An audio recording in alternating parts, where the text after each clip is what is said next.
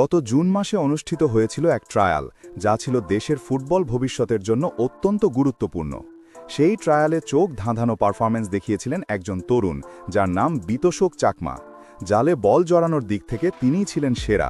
অন্যদিকে এই ট্রায়ালেই অংশ নিয়েছিলেন লেস জায়ানো, কিন্তু তিনি ততটা আলো ছড়াতে পারেননি যতটা পেরেছিলেন বিতোষক। পারবেনই বা কিভাবে? একটি প্রশ্ন তখন থেকেই ঘুরপাক খাচ্ছে। ওটা কি শুধুমাত্র লোক দেখানো একটা আনুষ্ঠানিকতা ছিল, যেখানে ছিল না কোনো সুনির্দিষ্ট প্ল্যান, ছিল না কোনো প্রজেক্ট? ট্রায়াল নেওয়ার উদ্দেশ্য এবং এর কার্যকারিতা নিয়েই প্রশ্ন উঠেছিল। কিন্তু মূল কথায় আসা যাক।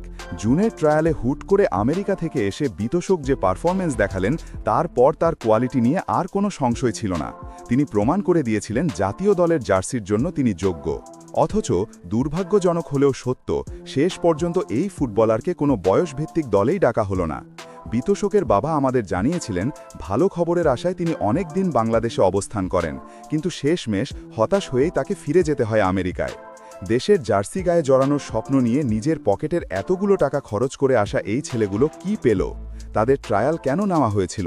তাদের পারফরম্যান্স কিভাবে মূল্যায়ন করা হয়েছিল? এই প্রশ্নগুলো আমরা তখনও তুলেছিলাম, এখনও বলছি। এর জবাব কে দেবে? গতকাল জায়ান যে দুর্দান্ত পারফরম্যান্স দেখিয়েছেন, তা দেখে এই বিতোষককে আরও বেশি মিস করছি। এই ছেলেটা যদি অনূর্ধ্ব 23 দলে সুযোগ পেত, তাহলে হয়তো জায়ানের সাথে সেও নিজেকে প্রমাণ করে জাতীয় দলে আসতে পারত, আর আমরা পেতাম আরও একটি রত্ন। প্রতিভার সঠিক মূল্যায়ন না হলে এমন কত বিতোষক যে হতাশা নিয়ে ফিরে যাবে, তার ইয়ত্তা নেই। দেশের ফুটবলের স্বার্থে এই বঞ্চনার জবাব চাই। আমরা চাই প্রতিভার সঠিক কদর হোক। বিতোষকের এই বঞ্চনা নিয়ে আপনার কি মনে হয়? কমেন্টে জানান।